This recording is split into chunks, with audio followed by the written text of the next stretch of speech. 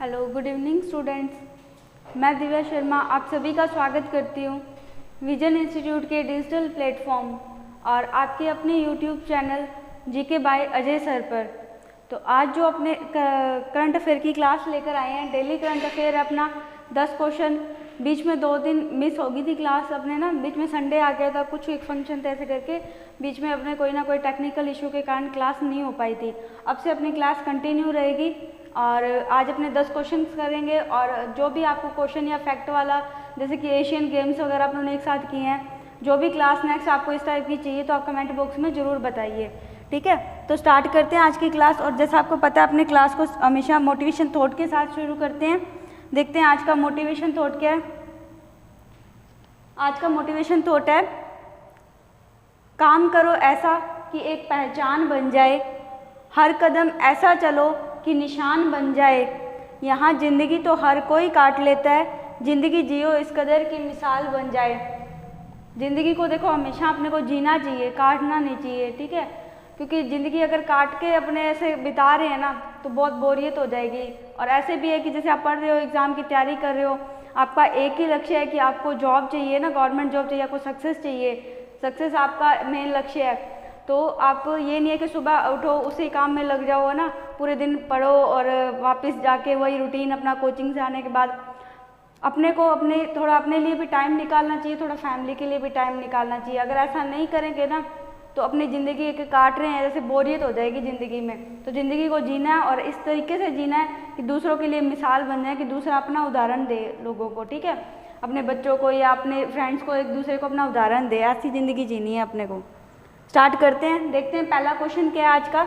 आज का पहला क्वेश्चन है, 16वीं कृषि विज्ञान कांग्रेस का आयोजन कहाँ किया जाएगा, ठीक है। ये किया जाएगा नहीं, हो गया ये, ठीक है, ये आयोजन कर दिया गया।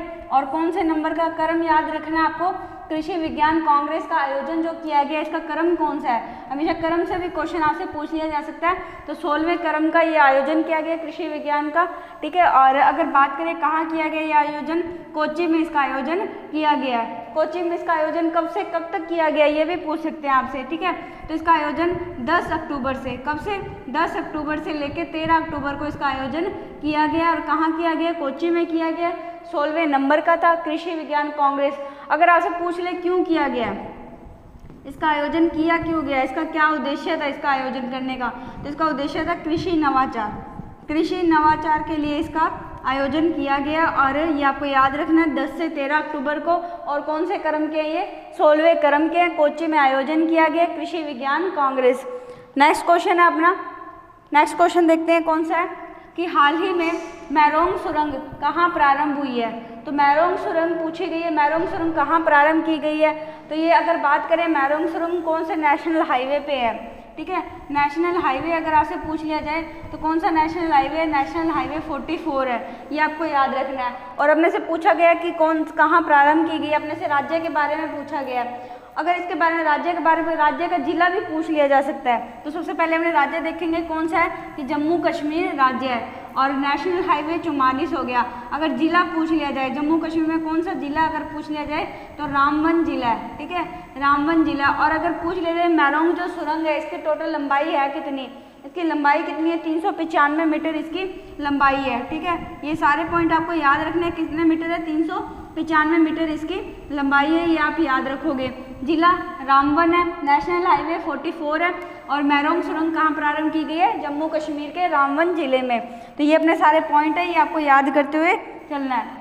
नेक्स्ट क्वेश्चन है कि हाल ही में, मोस्ट इंपॉर्टेंट क्वेश्चन आपके लिए, ठीक है, ये स्टैटिक जीके के तौर पे भी आपके लिए मोस्ट इंपॉर्टेंट क्वेश्चन है, करंट अफेयर के मामले में भी आपके लिए इंपॉर्टेंट क्वेश्चन है कि हाल ही में गंगा डॉल्फिन को राज्य जलीय जीव किसने घोषित किया गया, किसने घोषित किया इसको राज्य जलीय जीव। अगर बात करें अपने इसको कि जो नेशनल अपने राष्ट्रीय डॉल्फिन डे भी मनाया जाता है और राष्ट्रीय जलीय जीव भी है, गंगा डॉल्फिन क्या है, राष्ट्रीय जलीय जीव भी है। और अभी से हाल ही में किस राज्य का जलीय जीव घोषित किया गया ये पूछा गया अपने से। तो अगर बात करें तो ये कौन से जिले का, उत्तर प्रदेश, ये याद रखना आपको, उत्तर प्रदेश का ये क्या घोषित किया गया, जलीय जीव, कौन, गंगा डॉल्फिन जलीय जीव घोषित किया गया। अगर बात करें कि ये राष्ट्रीय जलीय जीव कब घोषित किया गया, तो अपने यहाँ बात करते हैं कि राष्ट्रीय जलीय जीव राष्ट्रीय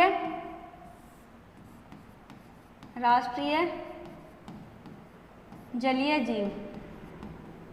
राष्ट्रीय जलीय जीव की घोषणा कब की गई? 2009 में। और कौन है राष्ट्रीय जलीय जीव? आप सभी को पता है, गंगा डॉल्फिन अपना राष्ट्रीय जलीय जीव है, ये याद रखना। और अगर बात करें कि डॉल्फिन डे, राष्ट्रीय डॉल्फिन डे मनाया कब जाता है, तो राष्ट्रीय डॉल्फिन डे कब मनाया जाता है? 5 अक्टूबर को। कब मनाया जाता है? 5 अक्टूबर को राष्ट्रीय डॉल्फिन डे मनाया जाता है। तो तीनों पॉइंट आपको याद रखने हैं। राष्ट्रीय डॉल्फिन डे कब मनाया जाता है? 5 अक्टूबर को मनाया जाता है। और अभी हाल ही में गंगा डॉल्फिन को राज्य जलीय जीव घोषित किया गया, और राष्ट्रीय जलीय जीव 2009 में घोषित किया गया था। और राष्ट्रीय डॉल्फिन डे कब मनाया जाता है? 5 अक्टूबर को मनाया जाता है। अपने क्वेश्चन का राइट आंसर क्या है? उत्तर प्रदेश राइट आंसर है। नेक्स्ट क्वेश्चन है, हाल ही में चर्चा में रहे समक्का सरक्का, कौन सा? समक्का सरक्का केंद्रीय जनजातीय विश्वविद्यालय का संबंध किससे है? तो अभी हाल ही में चर्चा में बहुत रहा है समक्का और समक्का सरक्का केंद्रीय जनजातीय विद्यालय। देखो इसके नाम से पता चल रहा है कि ये किसके लिए, अगर पूछा गया तो कहाँ पे, सबसे पहले पूछा संबंध किससे है, तो तेलंगाना से इसका संबंध है, ये आपको याद रखना है। ये एक जनजातीय विश्वविद्यालय है। अब इसका उद्देश्य क्या है इसको खोलने का? ठीक है, ये जो समक्का सरक्का केंद्रीय जनजातीय विश्वविद्यालय है, इसको खोलने का उद्देश्य क्या क्या है? इसको खोलने का उद्देश्य है कि एक तो सबसे पहले आपको याद रखना है कि आदिवासी विश्वविद्यालय है। कौन सा विश्वविद्यालय है? आदिवासी विश्वविद्यालय, ये आपको याद रखना है। दूसरा, क्यों खोला गया? क्वालिटी एजुकेशन, गुणवत्तापूर्वक इन्हें क्या मिल सके? एजुकेशन, शिक्षा प्राप्त हो सके। ठीक है, क्वालिटी एजुकेशन, ये आपको याद रखना है। क्वालिटी एजुकेशन, गुणवत्तापूर्वक इनको एजुकेशन प्राप्त हो सके, इसलिए ये विश्वविद्यालय की ओपनिंग, ये आयोजन उद्घाटन किया गया। अगर बात करें इसमें और क्या, संस्कृति के बारे में, इनको इसमें संस्कृति के बारे में बताया जाएगा। और बात करें हायर एजुकेशन, ठीक है, हायर एजुकेशन इसका उद्देश्य है। और अगर बात करें कितने करोड़ की इसमें फंडिंग लगी है, ठीक है, 890 करोड़, 890 करोड़ की इसमें फंडिंग लगी है, आपको याद रखना है। और क्वालिटी एजुकेशन के लिए, हायर एजुकेशन के लिए, हायर एजुकेशन। और अगर बात करें इसमें क्या किया जाएगा? संस्कृति के बारे में बताया जाएगा। किसके बारे में बताया जाएगा? संस्कृति के बारे में इसमें बताया जाएगा। और ये कहाँ उद्घाटन किया गया? तेलंगाना में किया गया, समक्का सरक्का केंद्रीय जनजातीय विश्वविद्यालय, आपको याद रखना, आदिवासियों के लिए खोला गया क्वालिटी एजुकेशन के लिए। नेक्स्ट देखो, इसमें देखते हैं अपने समक्का सरक्का है क्या चीज़, किस नाम से इसे खोला गया है? तो समक्का सरक्का, जिसे मेदाराम यात्रा भी कहा जाता है, समक्का सरक्का को क्या कहा जाता है? मेदाराम यात्रा भी कहा जाता है। ये क्या है? कुंभ मेले के बाद भारत का दूसरा सबसे बड़ा मेला है। ठीक है, समक्का सरक्का क्या है? कुंभ मेला जो भारत का सबसे बड़ा मेला लगता है, उसके बाद ये भारत का दूसरा सबसे बड़ा मेला है, जो कि तेलंगाना के दूसरे सबसे बड़े जनजातीय समुदाय कोया जनजाति द्वारा 4 दिनों तक मनाया जाता है। यह 2 वर्ष में एक बार माघ महीने की पूर्णिमा के दिन मनाया जाता है। ये आपको याद रखना है कि समक्का सरक्का क्या है? भारत का कुंभ के मेले के बाद दूसरा सबसे बड़ा मेला है, जो कि तेलंगाना की दूसरी सबसे बड़ी जनजाति कौन सी है? कोया जनजाति के द्वारा 4 दिनों तक मनाया जाता है, माघ के महीने में मनाया जाता है। ठीक है, और इसमें क्या, जो एक अन्यायी कानून व शासक के खिलाफ एक माँ और बेटी समक्का व सरलम्मा की लड़ाई का सम्मान करता है, ये इस कारण इसका उद्देश्य है, इस नाम से इसलिए केंद्रीय विश्वविद्यालय का नाम रखा गया है। नेक्स्ट क्वेश्चन है अपना कि हाल ही में हिंद महासागर रिम एसोसिएशन का अध्यक्ष किसे नियुक्त किया गया है? इंपॉर्टेंट क्वेश्चन है आपके लिए कि अभी हाल ही में इंडियन एसोसिएशन, ठीक है, इंडियन ओशियन, क्या इसे बोलते हैं शॉर्ट में? इंडियन ओशियन बोलते हैं, इंडियन ओशियन रिम एसोसिएशन, ये इसकी शॉर्ट फॉर्म है। इस टाइप से भी आपसे पेपर में पूछा जा सकता है कि IORA, ठीक है, इसकी क्या कहते हैं? अध्यक्ष किसे हाल ही में नियुक्त किया गया? अध्यक्ष की अगर बात करें तो अध्यक्ष तो किसे नियुक्त किया गया? श्रीलंका को इसमें अध्यक्ष नियुक्त किया गया। अपने इसमें अध्यक्ष और उपाध्यक्ष दोनों देखेंगे, दोनों इंपॉर्टेंट है अपने लिए, पेपर में कुछ भी पूछ सकता है इन दोनों में से। तो अध्यक्ष तो किसे नियुक्त किया गया? श्रीलंका को इसमें अध्यक्ष नियुक्त किया गया। अगर पूछ ले कितने टाइम के लिए नियुक्त किया गया, तो 2 वर्ष के लिए, ठीक है, 2 वर्ष के लिए इसे अध्यक्ष नियुक्त कर दिया गया।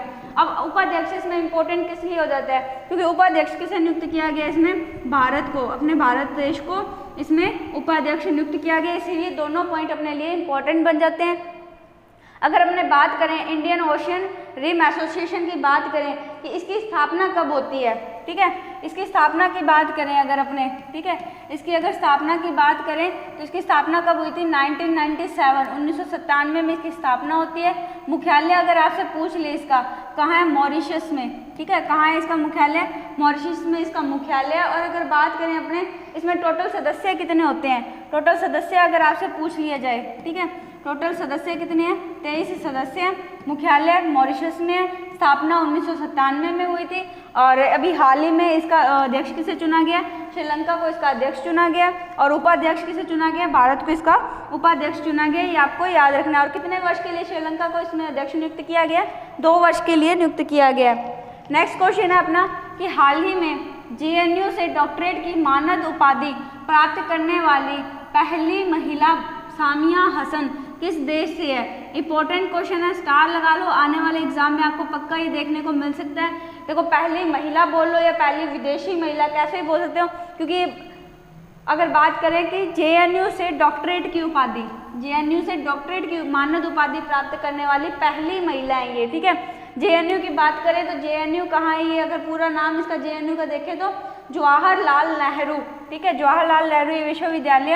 अगर इसकी बात करें JNU की अपने, ठीक है, कहाँ है ये, दिल्ली में, भारत के दिल्ली में है ये अगर बात करें। और यहाँ से पहली महिला है कौन है, सामिया हसन।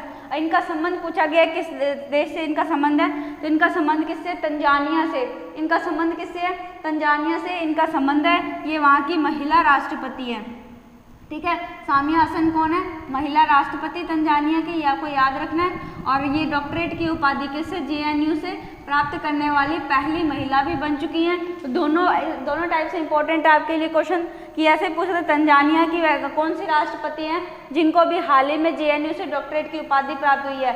और अगर बात करें तो ये विदेशी धरती पर पहला पुरस्कार है, ठीक है, ये विदेशी धरती पर पहला पुरस्कार है। ये दोनों टाइप से इंपॉर्टेंट हो गया, विदेशी धरती पर पहला पुरस्कार है, पहला पुरस्कार है। तो सभी चीज़ें इसमें इंपॉर्टेंट है, इसीलिए मैं कह रही हूँ कि क्वेश्चन ये आपके एग्जाम में आ सकता है।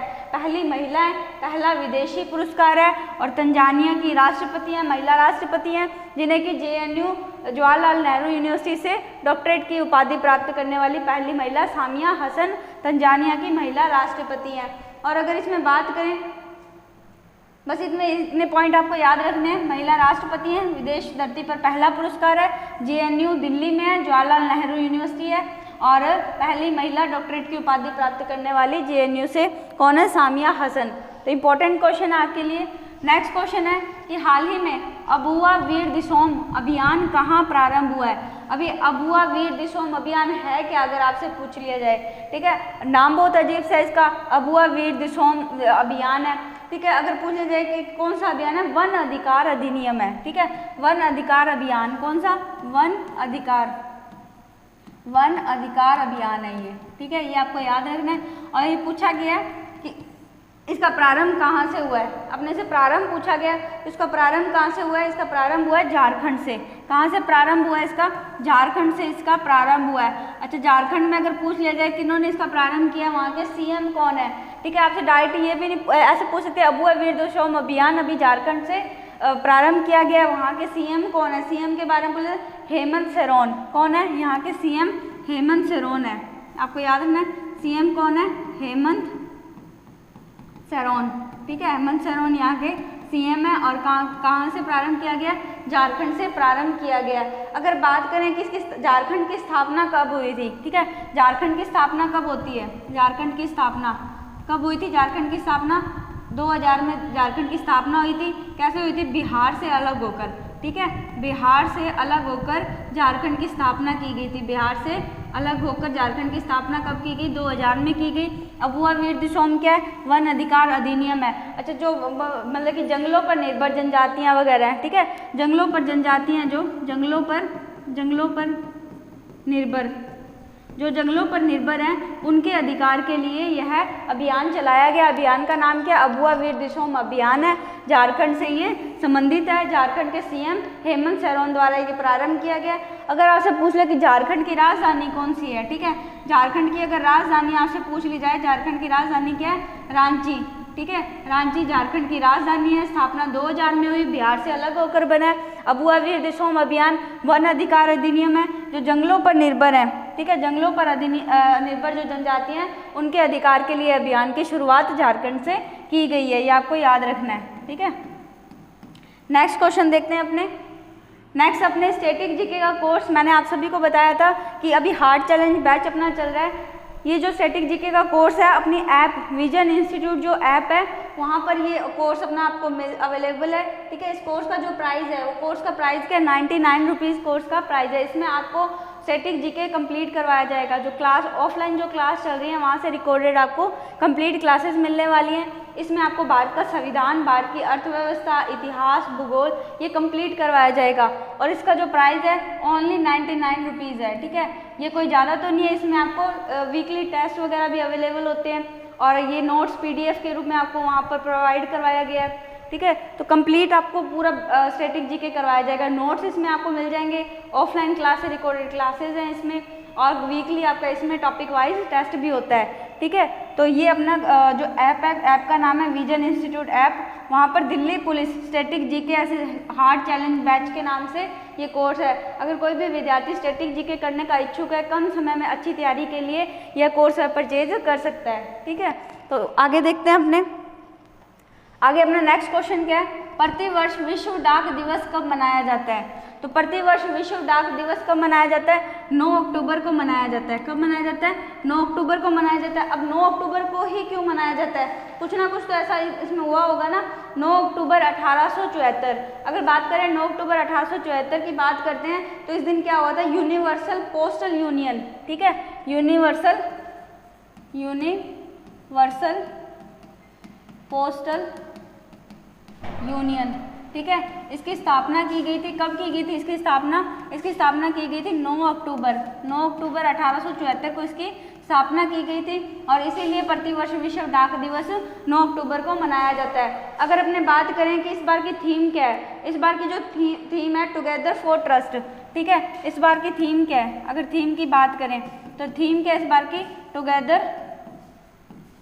टुगेदर फॉर ट्रस्ट, ये इस बार की थीम है। और 9 अक्टूबर को प्रतिवर्ष क्या मनाया जाता है, डाक दिवस मनाया जाता है। क्यों मनाया जाता है, क्योंकि यूनिवर्सल पोस्टल यूनियन की स्थापना इसी दिन हुई थी 9 अक्टूबर 1874 को। नेक्स्ट जो क्वेश्चन है अपना कि हाल ही में युवा मितान परिवहन योजना का शुभारंभ कहाँ से हुआ है। जो युवा मितान परिवहन योजना है, ये योजना अगर पूछी जाए तो क्या है, अगर जो आजकल के जो स्टूडेंट्स हैं, ठीक है, स्टूडेंट्स अप डाउन करते हैं अपने गांव से, ठीक है, अपने गांव से आते हैं शहरों के और कॉलेज में या किसी भी इंस्टीट्यूट में पढ़ने के लिए, तो उनके जो ट्रांसपोर्ट का खर्चा है, ठीक है, उनके जो ट्रांसपोर्ट का खर्चा है वो ट्रांसपोर्ट का खर्चा क्या करना है, उनको फ्री करना है। ये जो उनका ट्रांसपोर्ट है वो क्या करना है, फ्री करना है। युवा मितान परिवहन जो योजना है इसका यही उद्देश्य है कि जो स्टूडेंट्स हैं जो कॉलेज पढ़ने आ रहे हैं अपने गांव से शहरों की ओर, उनके ट्रांसपोर्ट को क्या करना है, फ्री करना है। तो ये कौन सी सरकार ने, कहाँ की सरकार ने इसको लॉन्च किया अगर पूछा जाए तो छत्तीसगढ़। अब ये जो छत्तीसगढ़ की सरकार ने इसे शुरू तो कर दिया है, लेकिन अगर बात करें इसमें कितने परसेंट इसमें सरकार खर्चा करेगी और कितने परसेंट बाकी खर्चा करेंगे, तो 50-50 कितने परसेंट रहेगा, 50-50% रहेगा। इसमें 50% तो कौन देगी, ये स्टेट गवर्नमेंट, छत्तीसगढ़ की जो स्टेट गवर्नमेंट है ना, ये वहाँ खर्चा देगी 50%। बाकी का 50% कौन देंगे, जो चालक है, ठीक है, जो परिवहन चालक है वो बाकी का खर्चा कौन उठाएंगे, जो परिवहन चालक वो खर्चा देंगे, ठीक है। 50% स्टेट गवर्नमेंट, मतलब जो भी है स्टूडेंट्स के लिए ट्रांसपोर्ट क्या हो गया, फ्री है। और यहाँ किसने शुरुआत की है, छत्तीसगढ़ की सरकार ने इसकी शुरुआत की है। अगर बात करें छत्तीसगढ़ के जो CM है वो कौन है, छत्तीसगढ़ के अगर CM की बात करें तो कौन है, भूपेश बघेल। कौन है, भूपेश बघेल। आपको CM भी साथ साथ में याद करते जाने हैं सभी राज्य के। तो छत्तीसगढ़ से शुभारंभ किया गया युवा मितान परिवहन योजना का। इसमें कितना रेशो रखा गया, 50-50% रखा गया। 50% राज्य सरकार और 50% कौन देगा, जो परिवहन चालक है वो देगा। और बाकी किसके लिए इसका उद्देश्य है कि स्टूडेंट्स के लिए ट्रांसपोर्ट को फ्री करना। नेक्स्ट अपना लास्ट क्वेश्चन है कि हाल ही में छत्रपति शिवाजी महाराज के मध्ययुगीन हथियार वाघ नग जो वो भारत लाने के लिए किसके साथ समझौता किया है। अब ये वाघ नग क्या था, ये क्या है, खंजर। इसको अगर वाघ नग को बोला जाए तो क्या है, वाघ नग क्या है, खंजर के टाइप का एक हथियार है जिसको अभी भारत लाने के लिए MOU किया गया है। तो भारत लाने के लिए भारत ने किसके साथ MOU किया है, इसके साथ भारत ने जो MOU किया, मतलब कि समझौता किया, किसके साथ किया? लंदन के साथ ये समझौता किया। और ये अगर बात करें ऑप्शन में अगर देखें तो राइट आंसर अपना क्या होगा? ब्रिटेन राइट आंसर है। तो ये वाघनख क्या खंजर है और किन का था? छत्रपति शिवाजी का था, जिसको भारत लाने के लिए अभी हाल ही में ब्रिटेन के साथ भारत सरकार ने समझौता किया है। नेक्स्ट अपने जनरल नॉलेज के क्वेश्चन है, किस जानवर का खून नीला होता है? तो ऑक्टोपस का जो खून होता है वो नीले रंग का होता है। नेक्स्ट क्वेश्चन है, संसार की पहली नोट किस देश में बनी थी? तो संसार की जो पहली नोट है वो चीन में बनी थी। नेक्स्ट क्वेश्चन है, कबड्डी खेल में कितने खिलाड़ी होते हैं? कबड्डी खेल में टोटल 7 खिलाड़ी होते हैं।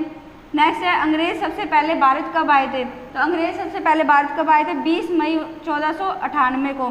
नेक्स्ट है, भारत में कपास का सबसे बड़ा उत्पादक राज्य कौन सा है? तो कपास का सबसे बड़ा उत्पादक राज्य कौन सा है? गुजरात सबसे बड़ा उत्पादक राज्य है। नेक्स्ट क्वेश्चन है अपना आपका आज का सवाल कि अभी हाल ही में किस राज्य ने गृह लक्ष्मी योजना 2023 की शुरुआत की है? इसका आंसर आप सभी को कमेंट बॉक्स में बताना है।